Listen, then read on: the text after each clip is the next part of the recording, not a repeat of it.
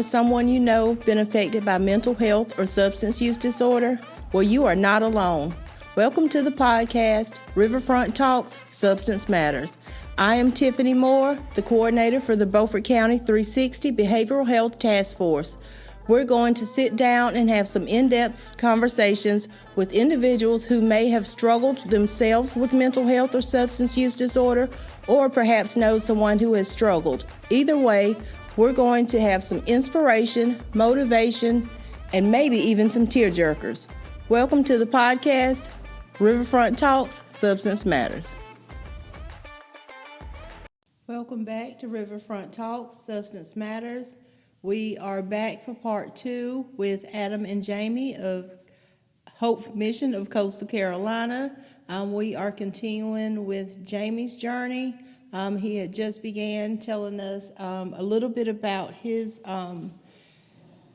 experience being at Hope Mission, but I'm going to back him up just a little bit. So Jamie, tell me where you're from. So I'm originally from upstate New York. I grew up in a military household, so upstate New York, North Carolina, and then San Diego. Oh, wow. Is where we kind of stayed. Oh.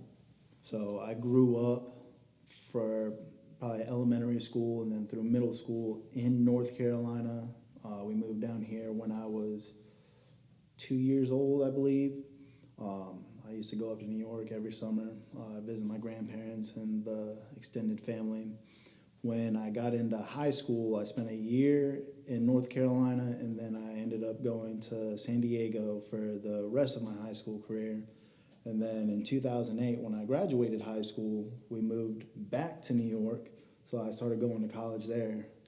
While I was going to college there, my father was stationed back down at Cherry Point in North Carolina, and I continued to go to school up in New York. So you're a military kid. I am. I'm not going to call you a brat. Well. Okay. So how did that moving around and all of that kind of affect you in your youth, I guess? So I think it was a really good experience. There wasn't a lot of time to get super comfortable, and it required a little bit of being willing to get to know different people, different communities, and just it kind of broadened my horizons. Living right now in, I guess, what could be considered a rural county, there's still some military people and everything around, but you can tell the people that have really stayed in one spot for the entirety of their lives. Mm-hmm. So having that little bit of just diversity in my life, I think was, extremely beneficial to me. Okay. So it kind of opened me up to just new experiences, which in addiction probably wasn't the greatest, but that's what I was leading into. I was wondering if that instability, it was stable, but still unstable, because as a young person moving around that much. Well, so I didn't actually, when I was growing up, I came from a background where I was going to youth group, I was going to church, I did extremely well in school. When I graduated with a 3.75 GPA in high school, 3 sports that I was playing, got into every college I applied to, and up until I was 18, I hadn't used drugs, alcohol, anything. I probably took a sip of beer at family cookouts because I thought it was cool and whatever. But until I got into college, at that point, it really wasn't much of anything for me. It was when I got to college, though, that the floodgates started opening up. When I was growing up, I had wanted to be a pilot in the Marine Corps. One of the things that are required to be a pilot in the Marine Corps is you got to be an officer, so you got to get a degree in something, and you got to have good eyesight. I had the grades, I was getting the degree. My eyesight wasn't so good, still isn't, and I was told that I could get corrective surgery and get a waiver for my eyesight once I had that corrective surgery. At the time, the surgery that I was going to need was not feasible for me. And when I found that out, I kind of took a nosedive. So things that I was doing, I had started drinking and smoking marijuana when I was in college, but when I found out that I wasn't going to be able to do what I had spent the majority of my life up till that point wanting to do, I kind of lost all kind of sense of purpose. I started bartending, and when I started bartending, I grew to love, just the social interaction and just being around. I like the party scene. That was what really hooked me in. And when I was bartending, people love to be friends with the bartender. So after parties, just, different parties, kickbacks, whatever, I got invited to everything. Now, getting invited to everything means you kind of get exposed to everything. Right. And it became really easy for me to not only continue to drink, but to broaden my horizons a little bit further. I started using cocaine. I started doing Xanax, Klonopin. I called them cocaine cocktails. So drinking heavily, using whatever I could crush up and put in the cocaine, and then just snorting it at parties, blah, blah, blah. I dropped out of school a semester before I was due to graduate with a bachelor's degree in psychology. I dropped out of school because I didn't really see the purpose behind it. When I found out I couldn't fly Harriers in the Marine Corps, I kind of lost a lot of the motivation, a lot of the sense of purpose, the driving force behind me actually completing school. So I ran into a class that I didn't want to take, because why would I write a 30-page paper for a topic that I really don't give a whatever about? It ain't gonna get me. So I dropped out of school, and that was probably one of the biggest regrets that I've had. So I continued to bartend from that point on. It was probably about 2013, 2014. I moved back to North Carolina where my parents were. I ended up getting a job bartending, and then I got multiple different jobs bartending at different locations within the same area. And it's the same thing, just that lifestyle, that culture, that scene just contributed to the ease of access to the different types of drugs. At this point, I had stopped with the Xanax, I had stopped with the painkillers, and I was just strictly focused on, I want to get drunk and I want to do coke. I wanted to be able to drink, and I wanted to be able to drink more, and I wanted to be able to go fast. So cocaine was able to supplement the drunk, and I was able to continue being around and doing the things that I thought were fun. And I thought that I was being productive by bartending because I was, really busy all of the time. But I feel like the hamster on the wheel thinks that he's being productive because he's going real fast, but he's not going real far. I stopped moving in any sort of direction in my life. Bartending was the top tier, the bottom tier, the middle tier. That's just what it was. I made more or less money depending on how many regulars I could develop and the people that I could get to come in and how well I was able to present myself to them. I like that aspect of it. But I had no sight for the future. Everything was just reliant or just focus on the instant gratification, what was immediately in front of me. And as long as I was pleasing to myself, then the rest of the world be damned. In 2018, I think it was 2018, when Hurricane Florence came through, a lot of the bars shut down.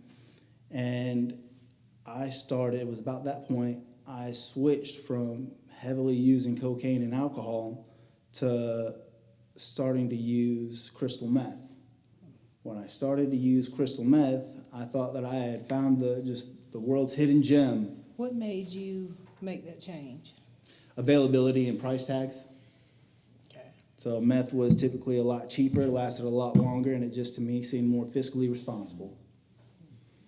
So I started using more and more crystal meth, and I started to stay up later and later. All of this, I was, taking care of the things around the house. I was tinkering, I was scrapping, I was just being just about as productive as anybody can be without accomplishing anything. I was moving around a whole bunch. I was going fast. It just gave you energy. That's right. It gave me energy, and it gave me a whole lot more than that.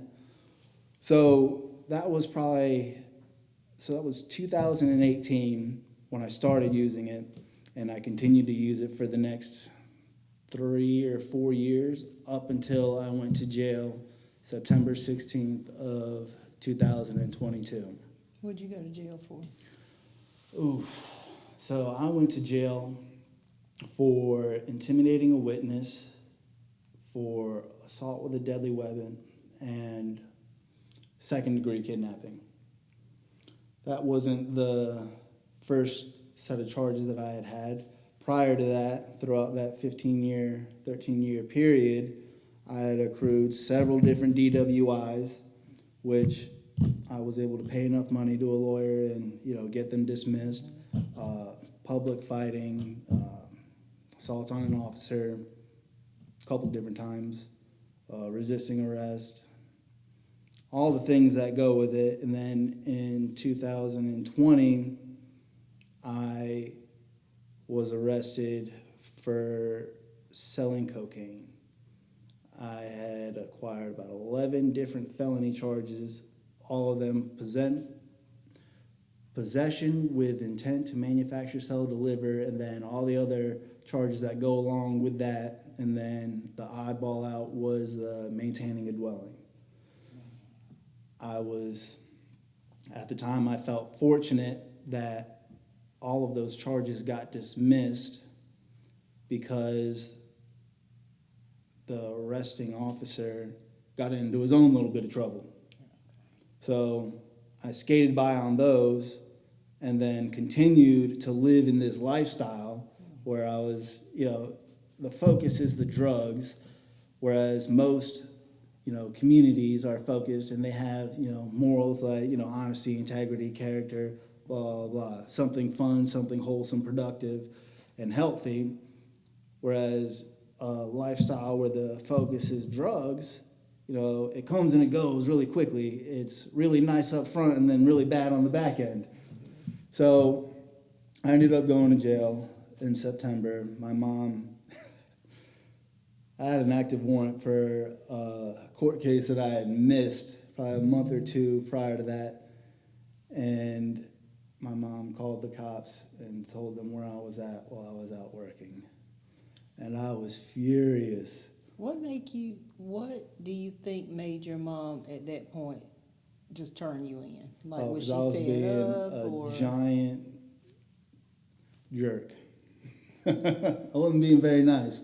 I was blaming her for things. I was getting mad at her for not contributing to my lifestyle. If I needed money, I should be able to say, hey, Mom, I need some money. So that day, I really pissed her off. I told her that she was the devil because she wouldn't give me money for a pack of cigarettes while I was at work. Even though I was working, I had been spending all my money either on drugs or on the gambling machine. And that to me was probably by far one of the worst addictions I've ever felt was gambling. So I never got really far into the opiates where I would feel that sickness afterwards. I can only imagine what that feels like. But I do know what it feels like to spend my last dollar and not have anything to show for it because I think I'm about to get rich. Yeah, I think we've all tried to gamble and thought we were going to get rich. Yeah, I really did. I thought that I was going to be a professional gambler and nothing that was skill-based at all, not cards, not poker, blah, blah, blah. It was, I'm going to press a button on a machine and I'm going to do this. So that leads me to a question. I think I kind of hinted at it when I was talking to Adam, but you said you didn't go through any type of withdrawals, the physical withdrawals. So with crystal meth and then cocaine, I would lose sleep. So the withdrawals that I would experience would really be a lack of sleep. So it would just be exhaustion and irritation. So whenever I stopped using drugs, if I stopped long enough, I'd just sleep for 3-4 days, So and that would crashed be it completely. Yeah, all the way. And that's how I knew I was tired. Obviously with the alcohol, everybody is aware of what a hangover is. Yeah. So that just comes with alcohol. I made it a point to drink just about as much as I could. There were periods of time where if I didn't black out, I thought that I wasn't drinking hard enough. Oh, wow. So you wanted to black out. That was kind of a part of the process. There was a little bit of excitement behind the mystery of what was I going to wake up to. It wasn't like an intentional, I want to black out and this is the point of it, but I didn't mind it because I enjoyed the trip up to that point where, I lost all memory of everything. So, that's the extent of whatever withdrawals that I would have felt from drugs. Now, the social recoil, the justice involvement and everything, I felt the withdrawal from losing all my money, from paying all the lawyers, all the time that I lost, the jobs that I lost, the jobs that I couldn't get, that I was hired for on the spot, and then a background check would come through, the missed opportunities with different housing. It's just a whole bunch of everything. And I tell people all the time, addiction is more than just the use of a substance. It's an entire lifestyle. It's a culture. If I were to have taken the drug or the alcohol out of my life, that doesn't necessarily mean that I'm in recovery or that I've quit using drugs.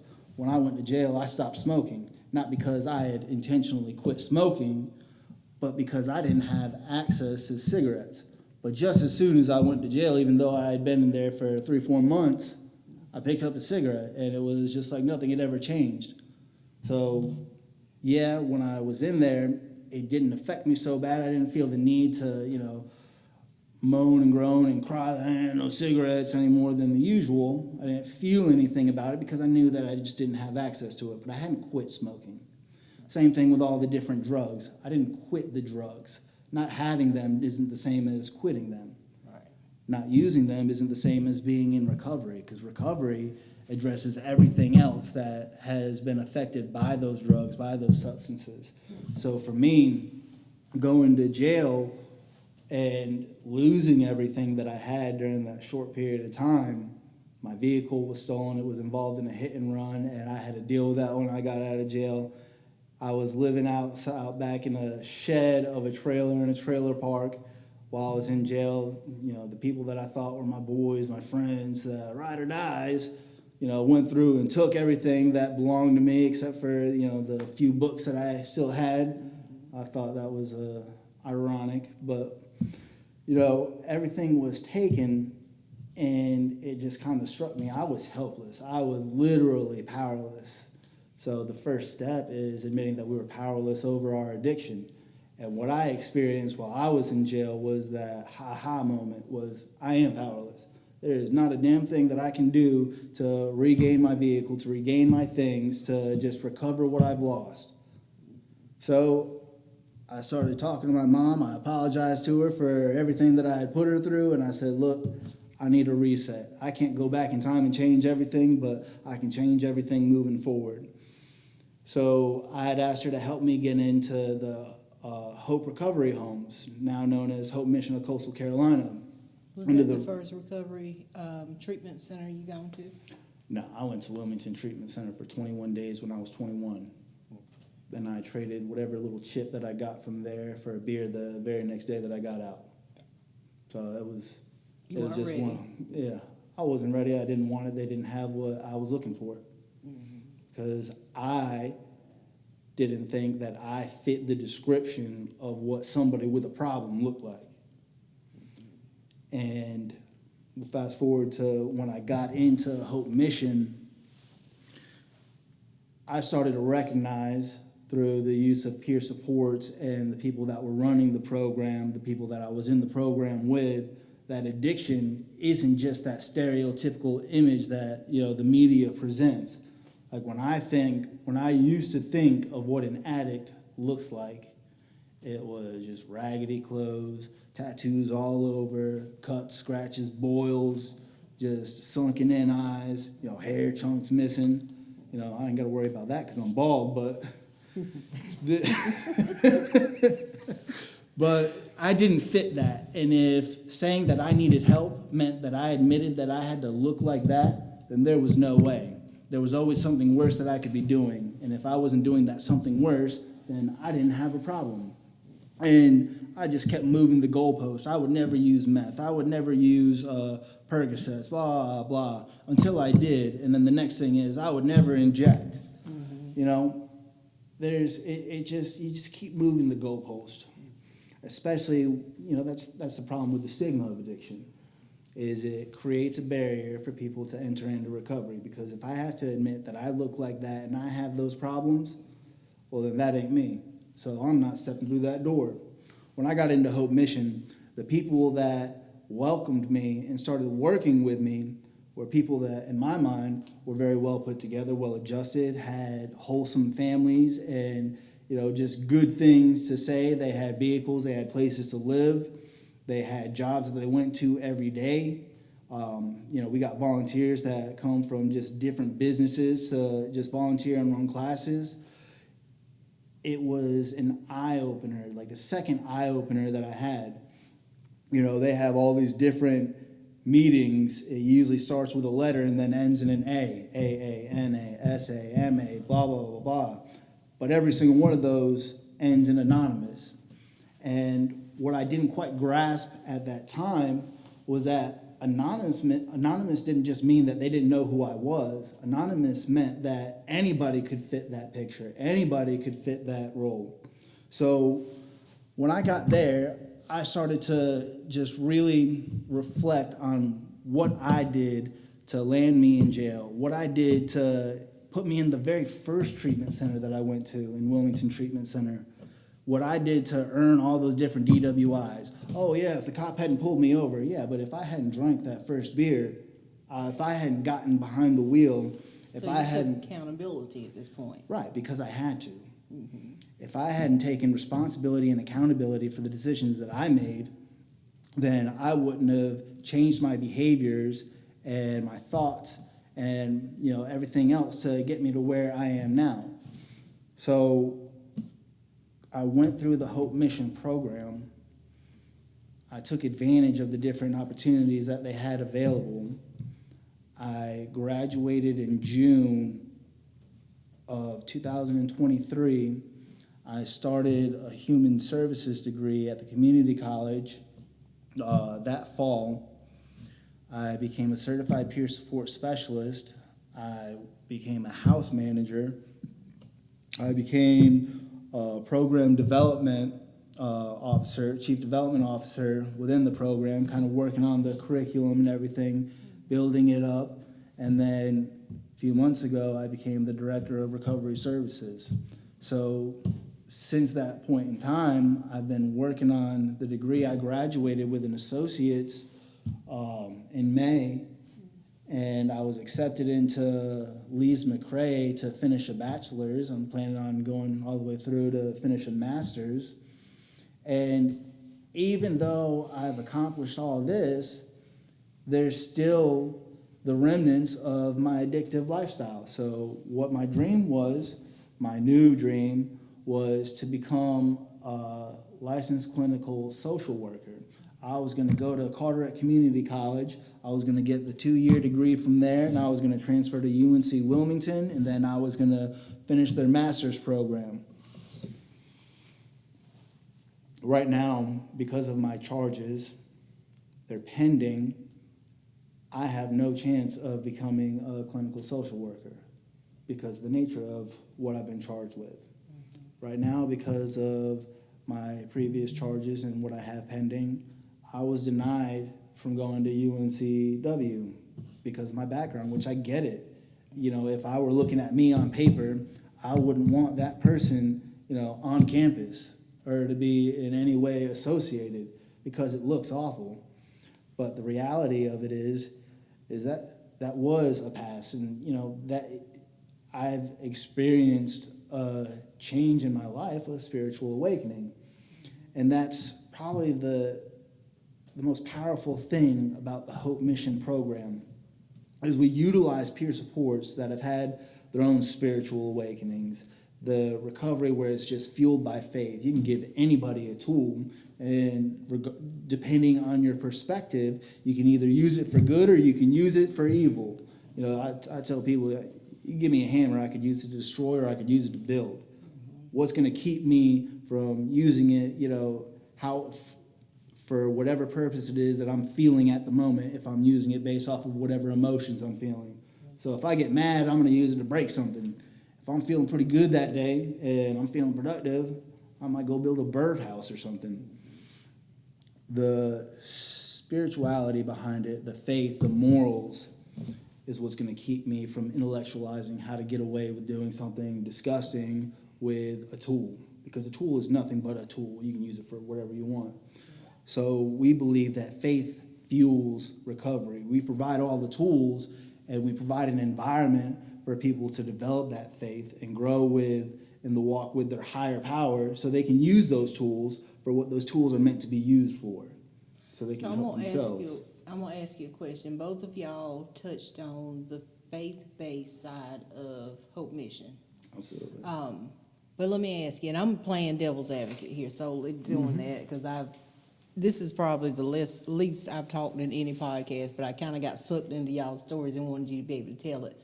What if somebody comes to Hope Mission and they don't have that faith background? Good. Is Somebody that right? came to Hope Mission. That's what it is. We're not going to shove faith down your throat. We're just going to be an example of what having that faith can do for you. We're going to open the door and just invite you in and give you a warm welcome. We're not going to make you, force you, and coerce you into having the faith, but you are going to be around it. Have either of you had the experience with somebody coming in that didn't have that faith, and then before they left, they found it? The experience that I've had is everybody that comes in has prayed to God at least once. The reason being, they call them foxhole prayers. Jesus, just get me out of this and I'll do whatever it takes. God, please. Everybody that comes in has done that at least once to whatever they want to call their higher power. After that point, though, what we've experienced is that people leave saying, wow, I thought that I had faith. I thought that I was a Christian. I thought that I was spiritual. But to know about faith and then to actually live out faith is two completely different things. You can talk all day about being a heart surgeon or a brain surgeon, but until you actually do it, all you're doing is talking. You're not actually experiencing that. You don't have what it takes to perform the surgery without supervision. You've got to sit there and you're going to feel that nervous stuff, but then once you've accomplished it and done it a few times, you got to feel a few different surgeries under your belt. Now you can sit there and say, yeah, I am a surgeon and I am competent in what I'm doing. Same thing with faith. You can say that you're a Christian, but until you start serving, Walking the walk. Walking the walk, they say faith without works is dead. Until you actually start living like you're feeling that faith, like what that faith is supposed to inspire in others, then you're not a Christian. You're just a person that has what they seem to think is just good morals. But it gets very difficult to maintain that moral code when you don't have a higher power holding you accountable. Absolutely. I hate to cut you off because, like I said, I have really, really enjoyed talking to you two, but they're telling me it's time to wrap it up. So I'm going to ask you something that I typically ask my guests. If there are, from your experiences, whether it's from the bad to the good, whatever it is, if you can leave our audience with a message about what they may be currently going through, what would it be? Recovery is possible, and we're here to help. And if we can't help you with what we're doing, we'll help you find somewhere and someone that can help you. The help is out there. You've just got to be willing to ask and willing to accept. I'm going to keep it simple. Just don't give up before the miracle happens. Love it. Y'all, we have had two really good special guests to tell us about their journeys, to give us a lot of hope that whatever your situation may be right now, it can change for the better. You just got to trust the process, and like Jamie said, you got to accept that help. So that is Riverfront Talks for today, y'all. See you later.